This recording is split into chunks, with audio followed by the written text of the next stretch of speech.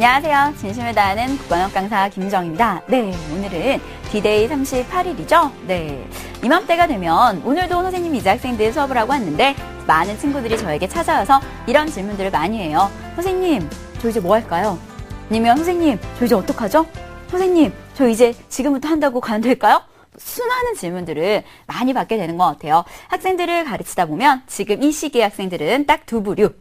자기가 무엇을 어떻게 공부를 해서 어떤 식으로 보완해야 될지를 계획을 세우고 실제적으로 움직이는 학생과, 그리고 두 번째는 어떡하지? 이렇게 하다가 수능을 맞이하게 되는 학생들. 자, 오늘은 그 두 학생들을 위해서 선생님이 알려줄 수 있는 팁들을 준비했으니까 네, 이 부분들 여러분들이 꼼꼼하게 잘 챙겨서 반드시 수능 시험장에서 도움을 얻을 수 있었으면 좋겠습니다. 네, 그럼 수능 특집 국어 파이널 전략 지금 시작합니다.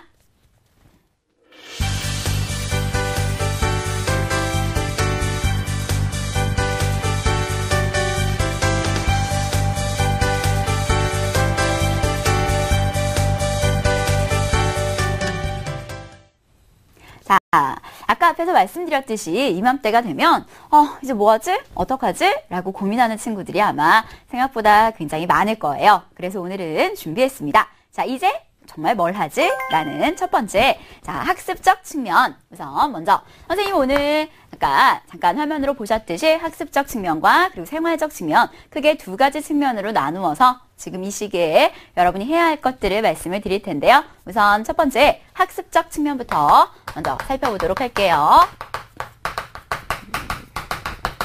학습적 측면을 어떻게 설명하는 게 좋을까라고 고민하다가 우선 세 가지 측면으로 나누어서 설명을 드리려고요. 우선 영역별로 이 시기에 이제 각각의 영역들을 어떻게 공부할 것인가, 그리고 두 번째는 또 요일별로 지금 이 시기에 매일매일 혹은 일주일을 텀으로 무엇을 어떻게 해야 할까, 그리고 마지막 세 번째 등급별로 과연 상위권 학생들은 무엇을 어떻게 해야 되고 중하위권 학생들은 어떻게 해야 하나, 네, 이런 식으로 한번 쪼개서 준비를 해봤거든요. 우선 제일 첫 번째 영역별 같이 한번 살펴보도록 할게요.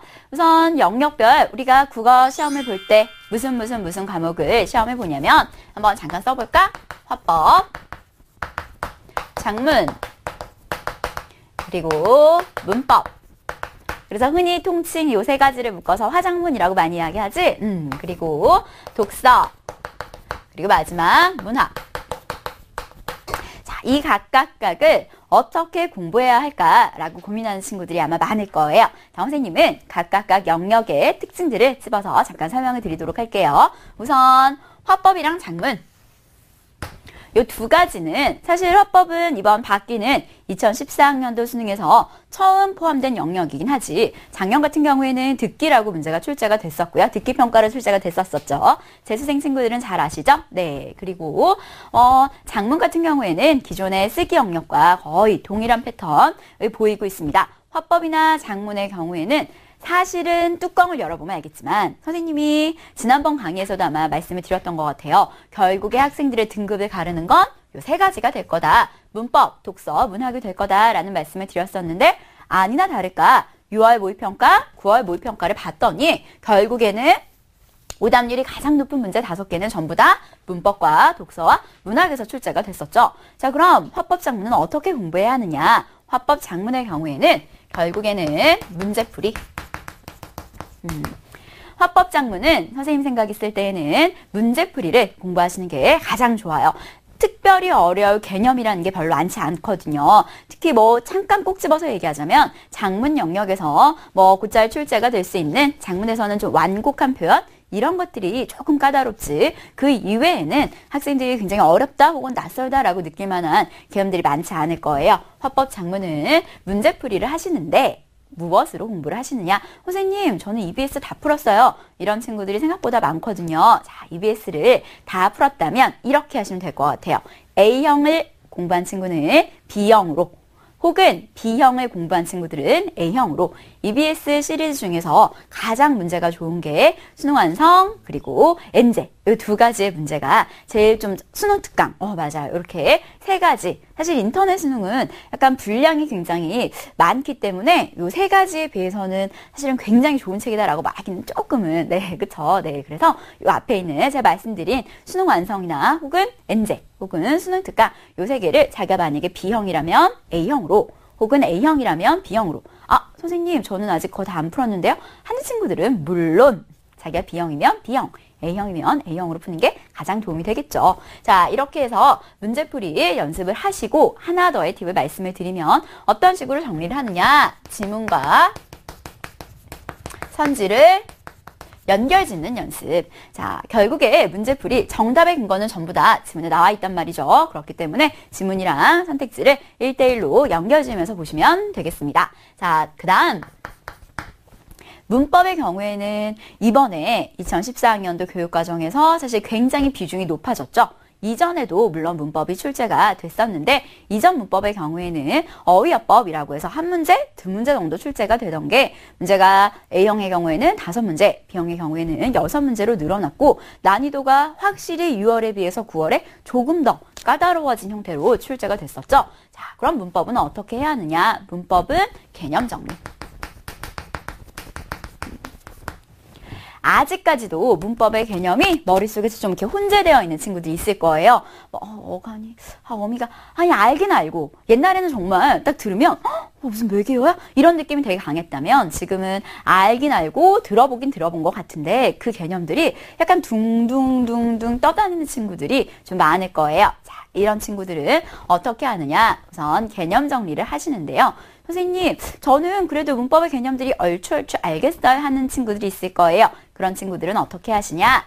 나만의 개념 노트, 나만의 문법 노트를 만드시는 게 좋겠습니다. 자, 선생님, 개념 노트나 문법 노트가 어떻게 만드는 건지 잘 모르겠어요 하는 친구들 분명히 있을 거예요. 그죠? 자, 그럼 어떻게 만드느냐? 잠깐 이쪽으로 와서 한번 살펴볼까요? 네, 공란이 별로 없으니까 이쪽 화면을 좀 사용해야 되겠다. 자, 같이 한번 가볼게요. 문법의 경우에는 결국에는 어떤 개념이 다른 개념에서 이렇게 파생이 되는 형태, 다른 개념으로 파생이 되는 형태로 공부를 하시면 되고요. 자, 문법의 경우에는 그래서 제가 지금 말씀드린 결론을 말씀을 드리면 수영도. 수영도가 먼저 아시죠? 여기에서 이게 나오고 여기에서 이게 나오고 여기에서 이게 나온 형태. 자, 선생님이 간단하게 예를 하나만 보여드리도록 할게요. 형태소. 형태소가 있다면 제일 먼저 형태소가 무엇인지를 쓸 수 있어야 될 것 같아요. 형태소라는 건 뭐 뜻을 가지거나 문법적인 기능을 하는 최소의 말이 단위구나 라고 자기가 툭 말을 내뱉을 수 있어야 되고, 이 형태소가 크게 두 가지, 의미와 의미의 여부, 그리고 자립성 여부.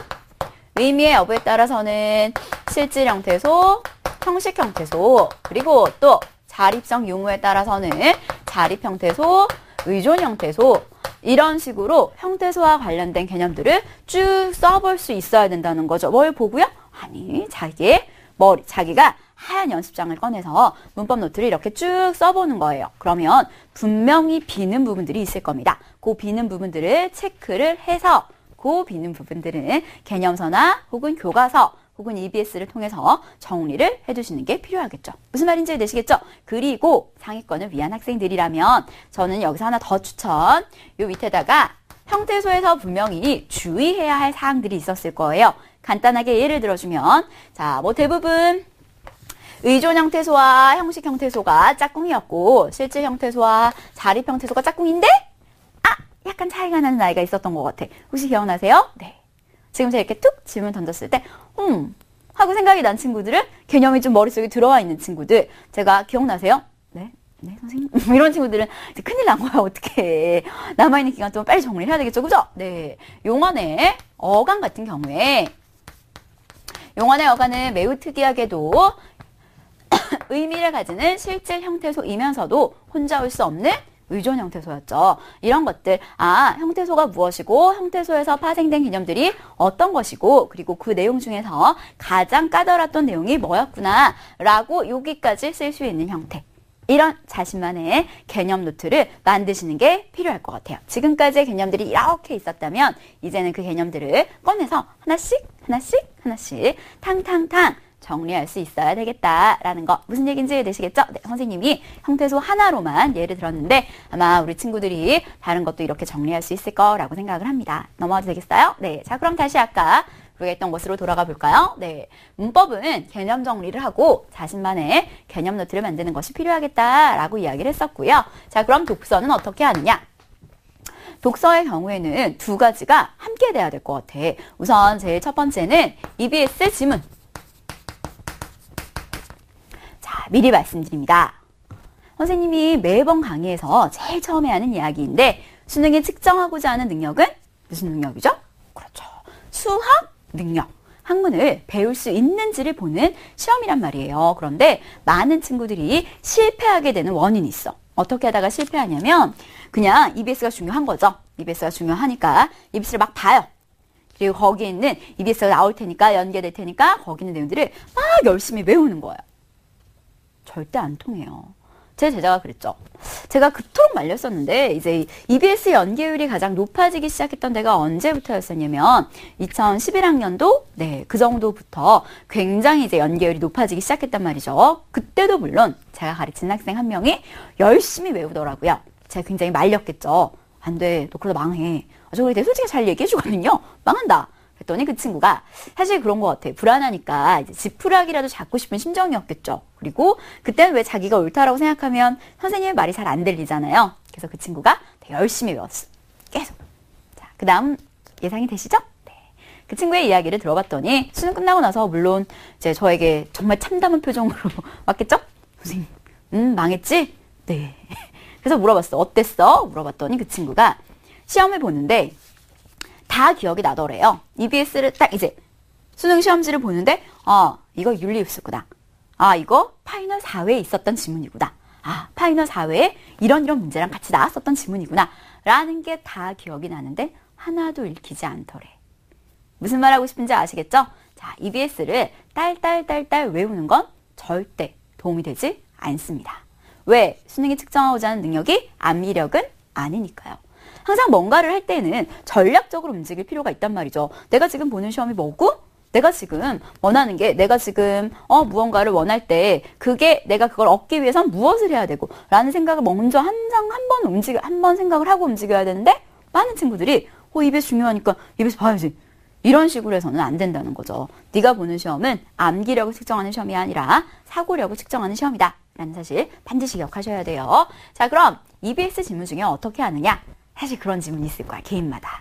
어떤 지문이냐면 진짜 이건 안 나왔으면 좋겠는데. 진짜 이건 안 나왔으면 좋겠는데.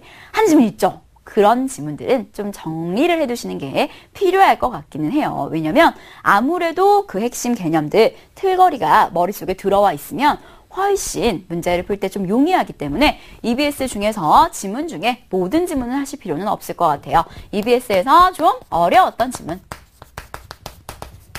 이건 수능에 안 나왔으면 좀 좋겠다 싶은 약간 내가 싫어하는 지문들 있죠. 그죠? 네, 그런 지문들은 싫어한다고 우리가 피하면 안 되잖아. 그죠? 그러니까 그런 지문들만 한번 쭉 정리를 해보시면 시험장에서 아마 도움이 될 거예요. 그리고 하나 더.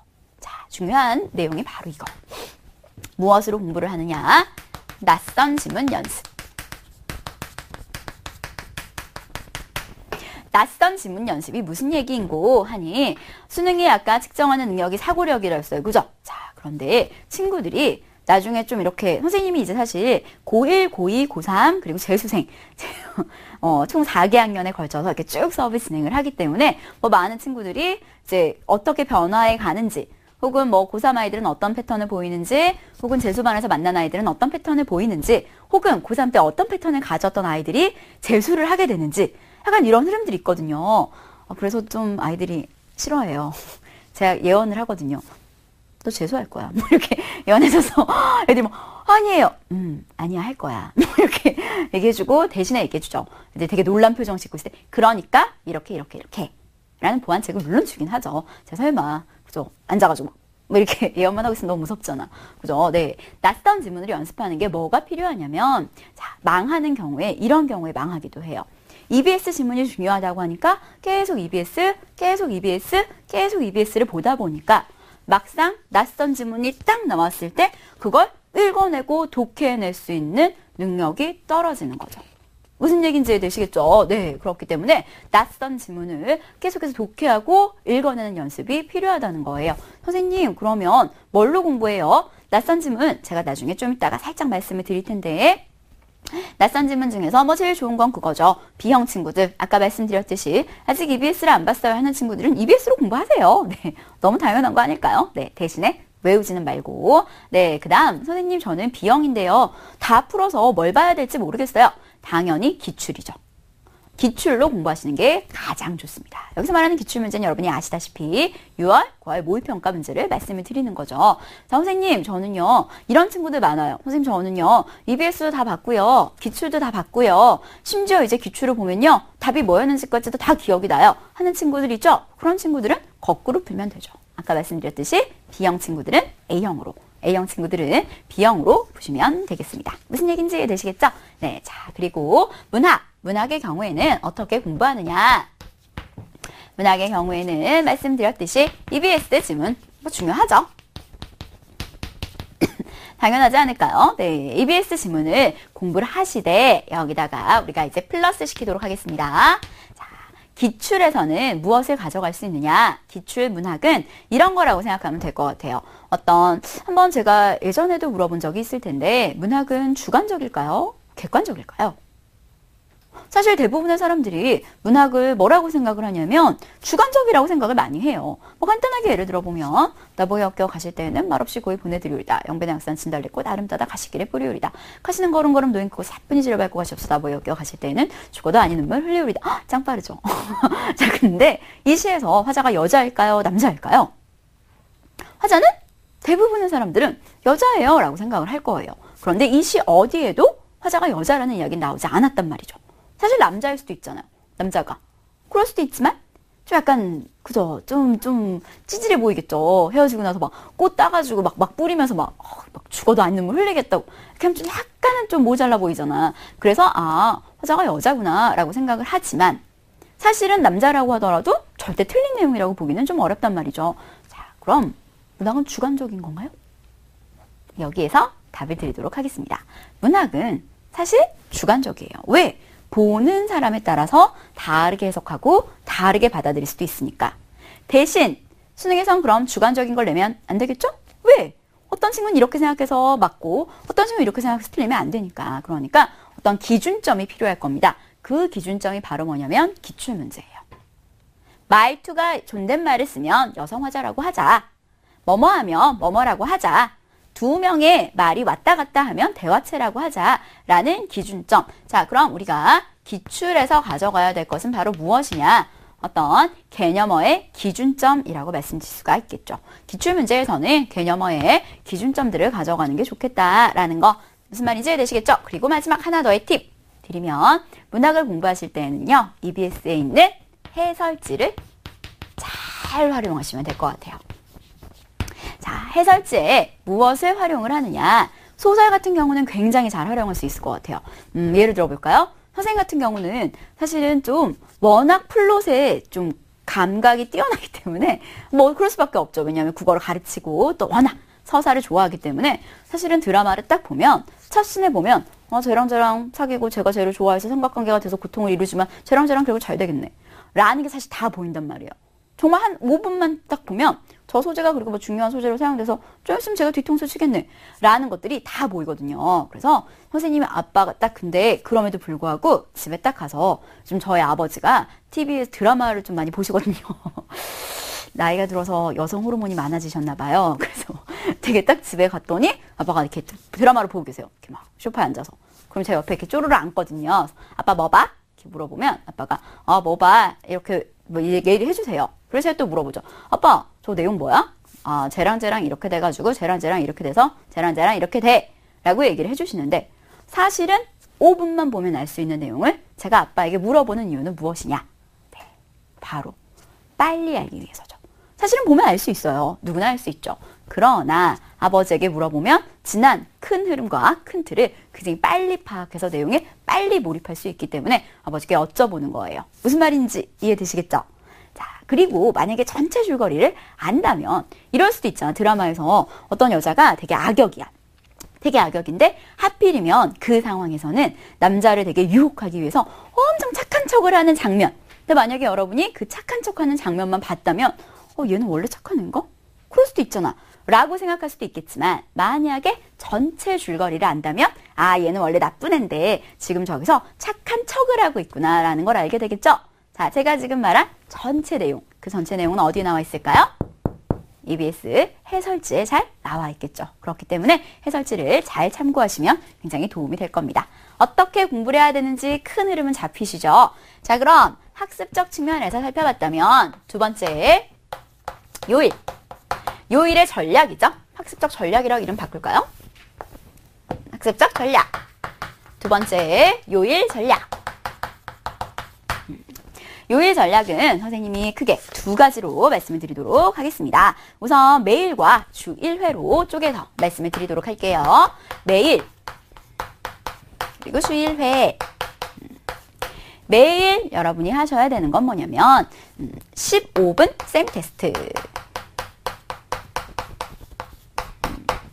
자, 시간 관리를 어떻게 해야 되는지 한번 살펴볼까요? 국어 영역 시험은 아침 몇 시에 시작해서 8시 40분에 시작해서 몇 분까지 시험 보냐면 아침 10시까지 시험을 보게 됩니다. 자, 그럼 실전 연습하실 때도 이렇게 하면 되는데 조금 이따가 말씀을 드리겠지만 파트가 아까 세 가지라고 이야기했었죠? 화작문, 독서, 문학. 실전 연습을 어떻게 하는 게 좋냐면 화작문을 15분, 그리고 독서를 25분, 그리고 문학을 30분. 선생님, 저는요, 문학 푸는 시간이 훨씬 좀 짧아가지고 비문학이 근데 오래 걸려야 하는 친구들 있죠, 그죠? 그럼 그런 친구들은 문학에서 5분을 줄여서 비문학에서 그 5분을 사용하시면 되겠죠. 15분, 그리고 또 30분, 25분, 30분, 혹은 15분, 30분, 25분 이런 식으로 시간을 쪼개서 활용하시는 게 좋은데 제가 아까 말씀드렸을 거예요. 영역별 측면, 영역별 전략에서 화법작문은 뭘 하는 게 좋다라고 했냐면 실전 연습을 하는 게 좋다라고 말씀을 드렸죠. 화법작문, 문법 요 세 가지를 묶어서 매일매일 아침 15분 동안 푸는 연습을 하시는 게 좋겠습니다. 간단하게 최근에 있었던 일이에요. 여러분 혹시 아세요? 사람이 그 몸에 익은 어떤 습관을 자기가 맞게 고쳐서 자기 몸에 있게 만드는 데 시간이 얼마나 걸리는지 아세요? 네. 시간이 60일이 걸린대요. 최근에 고3 제자가 찾아왔어요. 고3 제자가 이제 어머니랑 함께 이제 찾아와서 이야기를 하고 있는 상황이었는데 어머니가 저한테 신세한탄을 하시더라고요. 선생님, 제가 얘 때문에 못 살겠어요. 어머니, 대부분의 고3 어머니들은 다 이맘때 그런 말씀을 하세요. 라고 말씀을 드렸더니 어머니가 한숨을 쉬시면서 얘가 아침에 잠이 너무 많다는 거예요. 아침에 잠이 너무 많아서 오죽했으면 애가 화장실에 들어가서 잠들어 있대요. 그래서 아침에 깨워도 화장실에서 변기에 앉아서 애가 잠들어서 지각을 할 뻔한 적이 있었다는 거죠. 그래서 어머니께서 화장실 문고리를 떼셨대요. 그래서 그 집에는 화장실 문고리가 없대요. 그래서 어머니가 신세한탄 하시는 거죠. 제가 막 화를 냈어. 너 지금 수능은 언제 본다고 얘기했냐. 수능은 아침에 본다고 했는데 네가 아침에 그렇게 정신을 못 차리면 어떻게 하냐. 라고 막 잔소리했더니 그 친구가 저를 씩 보면서 선생님, 사람이 습관을 바꿔서 몸에 있는데 시간이 얼마나 걸리는지 아세요? 얼마 걸리는데? 60일이에요. 내일부터 할 거예요. 라고 씩 웃으면서 이야기를 하더라고요. 그때 D-Day 60일이었고요. 네, 지금 그 친구는 잘 하고 있어요. 제가 막 확인하거든요. 잘하고 있어? 막 이렇게 확인하거든요. 네. 제 얘기 약간 무슨 얘기인지 아시겠어요? 네, 육아 때문이죠. 얘들아, 수능은 아침에 시험을 보잖아. 그렇기 때문에 아침에 머리가 깨어있는 게 굉장히 중요하죠. 아침에 머리가 깨어있는 게 굉장히 중요하기 때문에 지금부터는 8시 이전에, 자, 이건 약속이에요. 8시 이전에 머리 깨는 연습을 하기 위해서 15분 테스트를 시키는 거예요.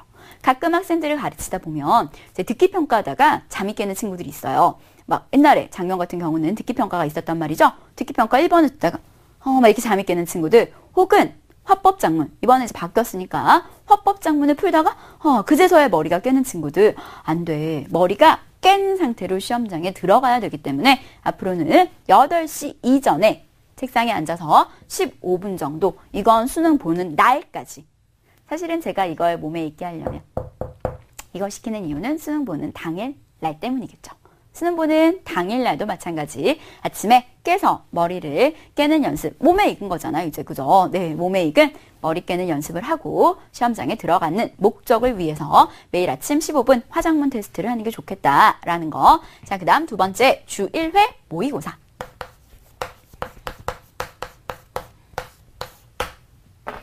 실전 연습을 하는 게 엄청 중요하단 말이죠.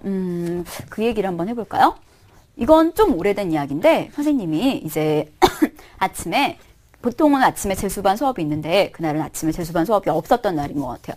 아침에 이렇게 있는데 엄마가 TV를 보고 계시는 거예요. 좀 오래된 것 같아요. 봤더니 누가 나왔냐면 베이징 올림픽 이제 선수단이 나왔단 말이죠. 양궁 선수들이. 베이징 올림픽 양궁 선수단이 나와서 옆에서 막 같이 별 생각 없이 보고 있었어. 선수단이랑 감독님이랑 이렇게 나오셨는데 감독님한테 이제 막 물어봤어. 그때 우리나라 워낙 양궁을 또 잘하잖아요. 이렇게 이제 메달을 다 석권을 하고 나서였는데 혹시 기억나세요? 여자 선수들이 잘했는지 남자 선수들이 잘했는지? 보통 우리나라는 남자 선수들, 물론 남녀가 모두 양궁에서 아주 뛰어난 실력을 보이고 있지만 사실은 그 당시에는 남자 선수들이 훨씬 잘한다고 되게 이야기가 많았을 때란 말이죠. 자, 그런데 그때 양궁에서 어떤 일이 있었느냐. 자, 사람들이 인터뷰가 이제 이런 거였어. 아침 방송이니까. 훈련 가서 뭐 하세요? 마지막 훈련은 뭐 어떤 걸 하십니까? 이제 이런 거에 대한 질문이었는데 되게 놀랐어요. 어떤 걸 하셨나요? 라고 물어봤더니 그런 연습을 한대요.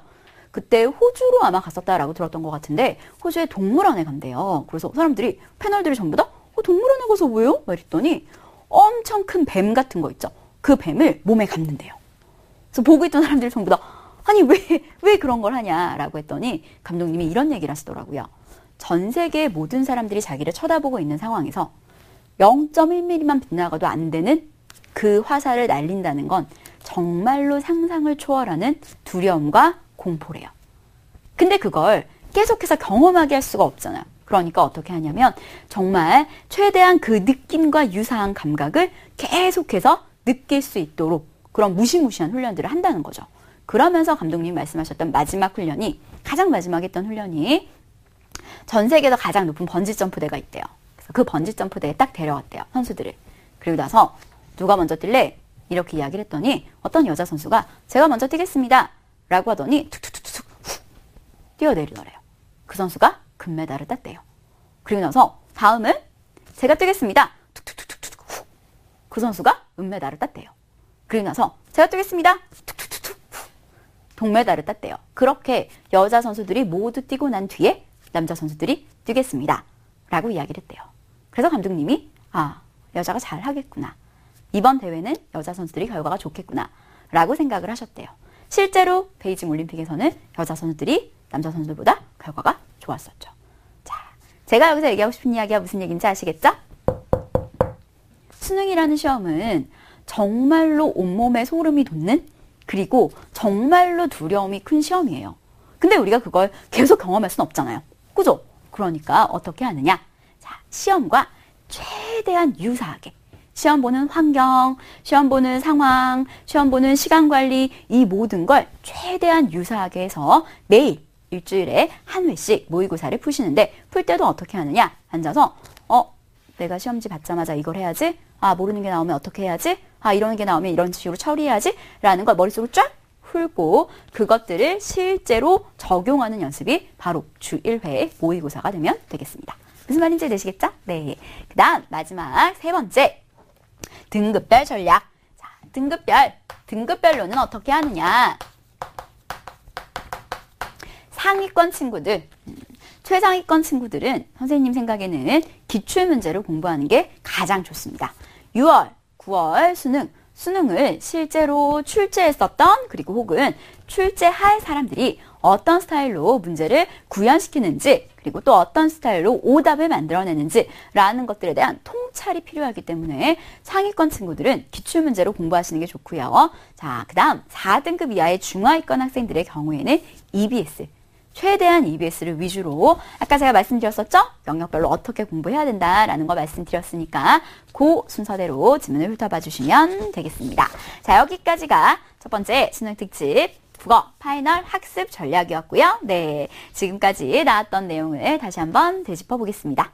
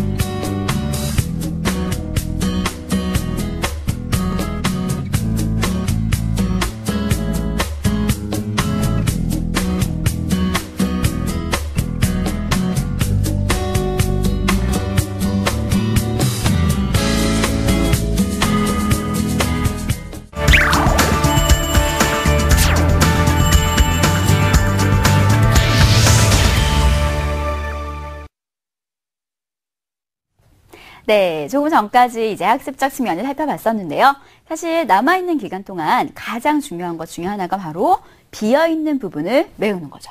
지금까지의 공부가 약간 원점수를 올리기 위한 공부였다면 지금부터의 공부는 기곡을 줄이는 공부. 약간 사실 시험을 보면 굉장히 잘 나오는 친구가 있지만 시험에 따른 기곡이 좀 큰 친구들이 있을 거예요. 그런 부분들을 메워가는 공부가 돼야 되는 게 굉장히 중요하고요. 거기에서 우리가 짚어갈 수 있는 가장 중요한 내용이 바로 오답 정리죠. 자, 선생님이 오답 정리에 대해서 이야기하기 위해서 가장 먼저 하고 싶은 이야기가 있어요. 오답 정리에서 가장 중요한 내용은 이거죠. 내가 틀린 문제는 다시 나오지 않지만 나는 그 문제를 틀린 이유와 같은 이유로 다른 문제를 틀린다. 너무 중요해서 칠판을 썼어요. 선생님 되게 많이 하는 이야기인데 내가 틀린 문제는 절대 다시 나오지 않습니다. 그렇지만 여러분은 그 문제를 틀린 이유와 똑같은 이유로 다른 문제를 틀리게 됩니다. 아마 이해하지 못하는 친구도 있을 것 같아서 선생님이 이번 시험을 가지고 잠깐 화면으로 준비해 봤거든요. 화면 한번 보실까요? 네. 2014학년도 9월 모의평가 B형 문제죠. 지문이 이렇게 쭉 나와 있고요. 뒷장에 문제 한번 볼까요? 네. 문제에서 실제로 17번에 정답이 5번이었는데 학생들이 굉장히 많이 골랐던 답은 2번이었죠. 자, 5번을 많이 골랐던 윗글을 읽고 추론한 내용으로 가장 적절한 것을 물어보는 문제에서 5번을 정답이 5번인데 많이 골랐던 답이 2번. 그런데 애들은 왜 그럼 5번을 버렸느냐? 5번의 경우에는 지문에 직접 드러나 있지는 않았고요. 2번의 경우에는 지문에 굉장히 비슷한 구절이 나왔던 것 같아요. 지문 한번 돌아가 볼까요? 네. 지문을 보시면 이런 구절들이 나오죠. 지문의 셋째 줄부터 한번 볼까요? 인간이 올바른 행동을 할 수 있는 것은 명덕을 지니고 있어서인데 기질에 가려서 명덕이 발휘되지 못하면 잘못된 행동을 한다. 뭔가 잘못된 행동, 그리고 뭔가 명덕 이런 말들이 나와 있죠. 그죠? 그리고 바로 밑에 줄을 보면 그래서 결국에 명덕이 발휘되도록 기질을 교정하는 공부가 필요하다라는 거. 결국에 교정해야 되는 건 무엇을 교정해야 되는 거냐면 기질을 교정해야 되는 건데 얼핏얼핏 비슷한 말들이 나와 있는 명덕을 교정해야 된다라는 아이가 적절하다라고 생각했던 거죠. 무슨 말인지 되시겠죠? 지문에 거의 비슷한 말이 있고 단어 하나가 달랐는데 친구들은 지문에서 본 말이랑 굉장히 비슷한 말이 있어서 그 말이 맞다라고 생각을 했던 거죠. A형도 마찬가지입니다. 다음 한번 살펴볼까요? 2014학년도 9월 모의평가 A형 문제인데요. 네, 뒷장 한번 살펴볼게요. 문제에서 실제로 정답은 3번이었는데 많은 친구들이 답을 5번으로 골랐었죠. 5번으로 골랐던 이유는 화면을 한번 살펴볼까요? 앞장의 마지막 문제, 네, 사막개미는 먹이를 찾을 때까지 이러한 과정을 반복해서 매 위치에서 집 방향을 파악한다. 굉장히 비슷한 말이 나와 있죠. 굉장히 비슷한 말이 나와 있는데 여기서는 집 방향이고요. 아까 선택지에서는 집까지의 거리였던 거죠. 사실은 되게 비슷해 보이지만 다른 이야기를 하고 있는 거예요. 자, 화면으로 다시 돌아가도록 하겠습니다. 지금 살펴보시면 아시겠지만 A형과 B형, 네, A형과 B형은 완전히 다른 시험이었었고요. 그리고 실제로 여러분이 지금 A형에서 보셨던 내용은 과학 지문이고 B형에서 보셨던 지문은 인문 지문임에도 불구하고 오답을 만들어낸 패턴이 동일하죠. 지문에서 본 말과 거의 같지만 명사 하나가 다른 아이. 그리고 지문에서 나와 있지 않고 추론해 내야 되는 아이. 선택지를 이렇게 두 개로 쪼개놓으니까 친구들은 지문에서 본 말이랑 비슷한 말은 맞는 말. 이런 식으로 생각해서 그 문제를 많이 틀렸단 말이죠. 그럼 이런 친구들은 어떻게 해야 하느냐? 지문을 읽을 때에도 선택지를 끊어가는 연습이 필요하다는 거예요. 무슨 말인지 되시겠죠? 자, 여러분이 이 문제를 틀렸던 이유. A형, B형이 완전 다른 문제임에도 불구하고 똑같이 오답을 골랐던 이유는 바로 지문에 본 말은 다 맞는 말. 이렇게 생각하는 자신의 잘못된 습관 때문이었다는 거예요. 자, 그럼 어떻게 하느냐? 지금부터는 내가 뭐 때문에 문제를 틀렸구나. 그러니까 어떤 부분을 어떻게 보완해야 되겠구나 라는 시간을 가지는 게 중요하겠죠. 무슨 말인지 되시겠죠? 네, 이렇게 하시면 학습적 측면이 훅 정리가 될 것 같고요. 자, 그리고 여러분께 또 말씀드릴 두 번째는 생활적 측면입니다. 자, 생활적 측면에서 여러분께 꼭 주의를 드리고 싶은 내용, 바로 그 첫 번째는요. 정시와 수시 사이에서 무게중심을 잃지 말자라는 이야기를 꼭 드리고 싶어요. 자, 선생님이 이맘때쯤 이제 학생들을 가르치다 보면 학생들이 망하게 되는, 제가 이제 여러분께 말씀드릴 수 있는 것들은 약간 선생님 제자 중에서 이런 애가 있었는데 이러다가 재수했어. 이러다가 망했어. 이런 이야기를 해드릴 수 있잖아요. 근데 왜 망했냐면 이런 경우죠. 자, 이맘때가 되면 많은 친구들이 어떻게 생각하냐면 지금부터 논술 시험 내가 9월을 보니까 내가 가고 싶은 대학에 그렇게 못 갈 것 같아. 그러니까 역시 논술만이 답이야 라고 생각해서 열심히 논술 공부를 해가지고 논술로 대학을 가야지. 이런 식으로 생각을 해요. 자, 이번 주에도 연세대 논술 시험이 있죠. 물론 많은 학교에 시험이 있습니다. 그럼 그 친구들은 어떻게 하느냐. 이번 주 내내 논술 준비를 해요. 지난주에 저희 반이 그랬거든요. 지난주 내내 논술 준비를 해요. 그리고 토요일날, 일요일날 수능 공부를. 당연히 토요일이나 일요일날이 시험이니까 시험 보러 가겠죠? 시험 보고 나면 어떡해요? 그죠? 왠지 보상 심리가 있단 말이야. 내가 되게 열심히 공부를 했는데 이제 좀 약간 하루 정도는 쉬어도 되지 않을까? 그럼 그 주에 시험 보고 와서 그 주말을 그냥 훅 흘려보내고 또 다음 주에 내내 시험 보다가 또 마찬가지 주말. 이런 식으로 딱 3주가 지나면 2주 후에 수능입니다. 되게 놀랍죠? 자, 제가 여러분께 꼭 드리고 싶은 말씀. 전략적으로 공부하는 건 좋아요. 선생님, 전 여차하니까 이걸로 이렇게 해서 최저를 맞추고 이렇게 논술로 해서 이렇게 하겠어요. 라는 전략이 있는 건 좋지만 논술이니까 그래, 논술만 겁나 해야지. 논술만. 절대 안 돼요. 아시겠죠? 수시와 정시 사이에서 무게중심을 잃어서는 안 된다라는 이야기. 우리는 마지막까지 정시를 생각하고 수능 공부에 대한 손을 놓지 말아야 될 것 같아요. 사실 일반 논술 정말 경쟁률 어렵잖아. 경쟁률이 진짜 높단 말이죠. 선생님 제자 중에서 그 어렵다는 일반 논술을 합격했던 좋은 대학들, 그리고 중간 좋은 대학들 합격했던 그 수많은 아이들의 특징이 뭐냐면 선생님 저는 정시로 대학 갈 거예요 라고 생각했던 아이들이 결국에 수시로라도 대학을 가더라고요. 그 친구들이 수능에서 설사 결과가 안 좋아도 그 친구들이 결국에는 수능으로 대학을 가더라고요. 제발 수시와 정시 사이에서 무게중심을 잃지 말자라는 이야기. 수시는 거들 뿐. 물론 수시 중요하죠. 그렇지만 여러분의 마인드는 수시는 거들 뿐이다 라고 생각하고 공부를 하셔야 되겠습니다. 그리고 생각났는데 하나만 더 잠깐 이야기해주면 수시할 때 지난주에 벌써 시험이 시작됐죠? 이번 주에 바로 시험이죠. 꼭 주의사항 있어요. 얘들아, 시간관리 꼭 잘해야 돼요.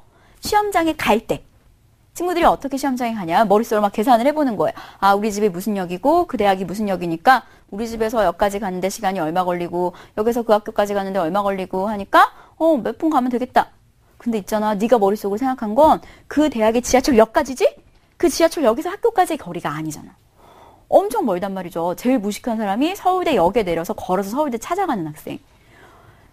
버스로 세정거장 넘게 걸리거든요. 근데 그런 거에 대한 생각이 없이 움직이면 절대 안 돼. 그러니까 수시 보러 갈 때는 꼭 시간 좀 넉넉하게 잡고 아침에 출발하세요. 이번 주에 보니까 선생님 제자 중에 한 명도 결국에 늦어가지고 시험장에 입시를 못해서 울며 전화 왔더라고요. 그런 안타까운 일 있으면 안 되잖아요. 그죠? 네, 수시 시즌이니까 잠깐 한 얘기. 그러나 수시는 거들 뿐. 자, 그리고 두 번째. 수능 공부는 매일매일 꾸준히. 그러니까 한 번에 뭐라 하면 안 될 것 같아. 우리 친구들이 좀 아까 말씀드렸듯이 논술 하다가 주말에 수능 몰빵. 논술 하다가 주말에 수능 몰아서. 이렇게 하면 안 될 것 같아. 수능 공부는 정말 조금씩이라 하더라도 감을 잃지 않도록. 왜냐하면 사고력이기 때문에 그 사고력은 약간 한순간에 확 느는 것도 아니지만 또 그렇다고 해서 네가 잠깐만 손을 놓고 있으면 그 능력이 좀 이렇게 능력치가 훅 떨어질 수 있거든요. 그러니까 매일 조금씩이라 하더라도 아까 제가 이야기했었죠? 매일 15분 실전 테스트 매일 조금씩이라 하더라도 꾸준히 하는 게 중요하다라는 거. 그리고 마지막 세 번째. 수능에 최적화된 인간이 되자라는 거. 사실 앞서서 했던 이야기들과 유사한 이야기입니다. 수능은 언제 보죠? 그렇죠. 아침 8시 40분. 선생님 제자 중에 한 명이 아침에 시험을 보면 아침잠이 너무 많은 친구여서 아침에 시험을 보면 막 4등급 이렇게 나오는데 밤에 시험 보면 막 1등급 이렇게 나오는 편차가 굉장히 큰 친구가 있었거든요. 제가 계속 얘기했어. 너 이러다가 망한다. 너 절대 안 된다. 그렇게 이야기했는데 그 친구가 계속해서 습관을 못 버리더라고요. 아직도 기억나요. 추석 때까지 밤샘 공부하고 아침에 막 졸고 이렇게 하더니 결국 수능에서 좋은 결과를 얻을 수가 없었겠죠.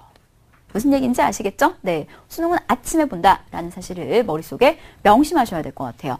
선생님 제자 중에 한 명이 있는데 이제 뭐 제자 되게 많아서 제자 중에 한 명 이야기가 되게 와닿았었어. 그 친구가 무슨 얘기를 했냐면 자기 집에 갔대요. 집에 갔더니 자기가 컴퓨터를 너무너무 좋아하는 친구인데 정말 그 친구가 컴퓨터는 정말 사랑스럽잖아 이렇게 얘기한 친구거든요. 집에 딱 갔더니 이건 아니다 싶더래요. 그래서 다 잘랐대. 컴퓨터와 관련된 전선을. 참 그건 그래요. 그죠? 그냥 없애면 될 뿐 되지. 왜 전선을 굳이 잘라서. 그래서 어머니가 너무 화가 나셨겠죠? 도대체 뭐 한 거냐고 집에 오셔서. 저는 그 친구가 이렇게 얘기했대. 나 엄마 지금 아니면 안 될 것 같아. 라고 이야기를 해서 어머니도 그 친구의 눈빛이 너무 간절해 보였겠죠? 그래. 대신 수능 끝나고 네 돈으로 고쳐놔라. 이렇게 이제 약속을 하셨대요. 그래서 결국에 이제 그 친구가 정말 이제 열심히 공부를 했는데 그 친구가 했던 이야기 중에서 가장 와닿는 이야기가 이거였어요. 매주 주말마다 실전 연습을 했대. 딱 가서 자기가 외망했날을 생각해봤더니 재수한 친구였거든요. 외망했날을 생각해봤더니 키가 작은 친구인데 맨날 맨 앞에 앉다가 시험장에서 맨 뒤에 앉게 됐대요.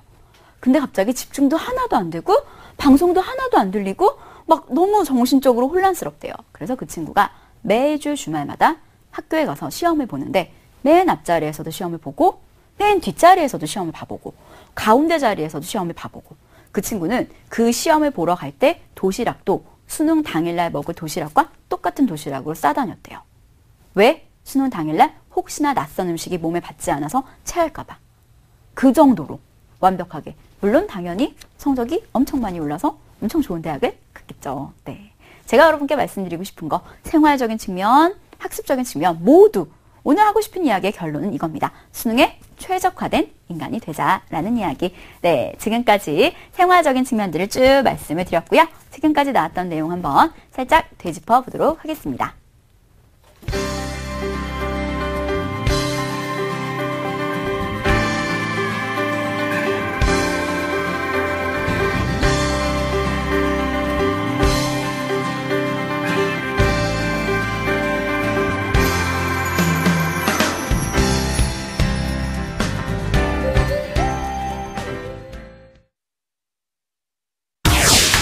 (2014) 대입 합격 멘토링.